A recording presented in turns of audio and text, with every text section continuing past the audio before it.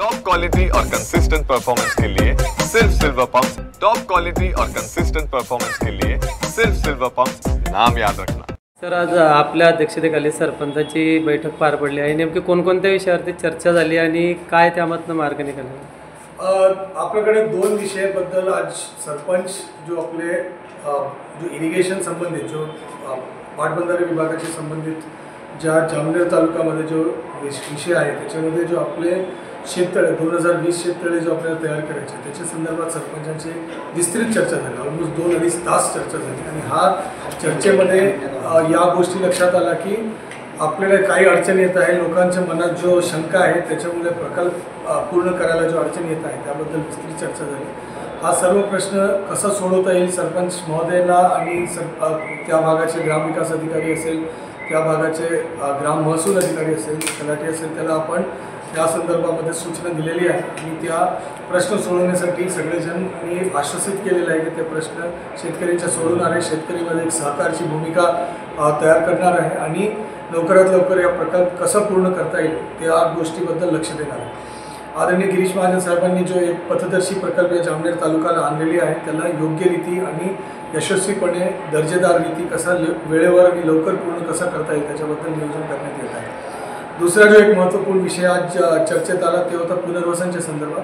त्याच्यामध्ये जो 6 गाव जो आहे जो आधीपासून पुनर्वसित आहे परंतु त्यांच्या सीमांकनचे विषय असेल, नागरी सुविधाचे विषय असेल, त्या कसं पूर्ण करायच्या त्याच्यामध्ये असं ठरलं आहे की आपलं जो स्वामित्व योजना आहे भारत सरकारच्या त्या माध्यमातून त्याच्या आपण पूर्ण म्हणजे मोजणी करून त्याचे प्लॉट कोणाकडे किती क्षेत्र आहे ते आजची सद्यस्थितीचे आपण एक नियोजन करणार आहे। त्याच्यानंतर शासनाकडे जो सलोखा योजना आहे त्याच्यामध्ये आपण शासनाकडे प्रस्ताव पाठवून त्याची मान्यता घेऊन ते सगळे आपण योग्य रीती पुनर्वसनचे काम पूर्ण करणार। दुसरा जो विषय होता त्याच्याशी संबंधित की काही लोकांना आपल्याला जो नागरी सुविधा त्या ठिकाणी द्यायची आहे त्याच्यामध्ये इरिगेशन विभाग जिल्हा परिषदला निधी वर्ग करतील आणि निधी वर्ग केल्यानंतर त्या जिल्हा परिषदला पूर्ण गाव ताब्यात देतील आणि त्याच्यानंतर पुढचे विकास जो आहे ते जिल्हा परिषदच्या माध्यमातून या पाटबंधारे विभागाने दिलेल्या निधीच्या माध्यमातून आणि DPDC असेल, 25-15 असेल यासारख्या योजनेच्या माध्यमातून सतत रीती त्या ठिकाणी विकासात्मक काम करता येणार। त्याच्यानंतर एक महसुली गट नंबरवर एक काही घर बसलेले आहे त्याला 99 वर्षाचा करार आहे तर त्याच्या गवठाण विस्तारीकरणाचा प्रस्ताव पण करण्याचा या ठिकाणी ठरलेला आहे। आणि शेवटी गंगापुरी गावाची एक चर्चा करण्यात आली, त्या ठिकाणी घरकुल मोठ्या प्रमाणात मंजूर आहे तर त्याच्यामध्ये ज्या ठिकाणी त्याला पुनर्वसित होण्याची इच्छा आहे त्यांचा प्रश्न 2008 पासून आहे, ज्या ठिकाणी त्याला पुनर्वसित होण्याची इच्छा आहे त्या ठिकाणी घरकुल बांधावा। त्याच्या बाजूला एक आश्रमशाळा मंजूर झालेला आहे, त्याचं भूमिपूजन पण झालेलं आहे, त्या ठिकाणी आश्रमशाळा आदिवासी विकास विभागाच्या माध्यमातून बांधण्यात यावं।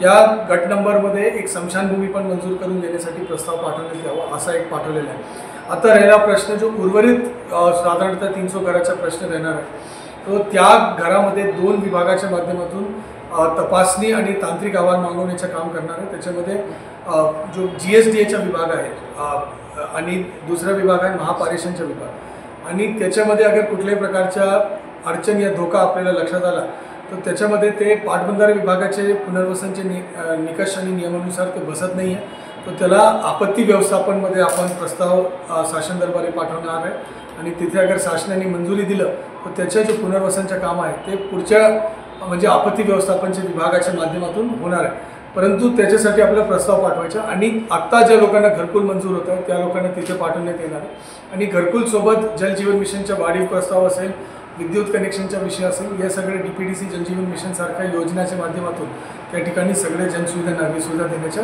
काम त्या ठिकाणी करण्याचा आपण प्रयत्न करणार।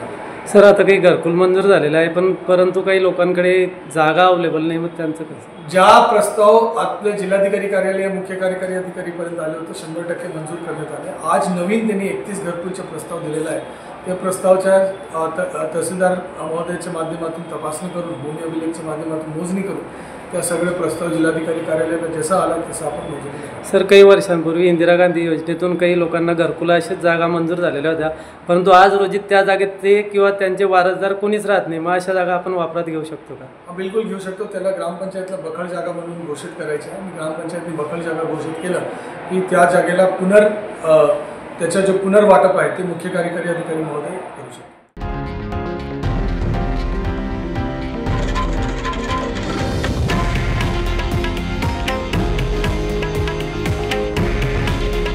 हे आहे देशातील नंबर 1 न्यूज नेटवर्क आणि आपण पाहत आहात TV9 मराठी. काळजी तुमची, हित महाराष्ट्राचं.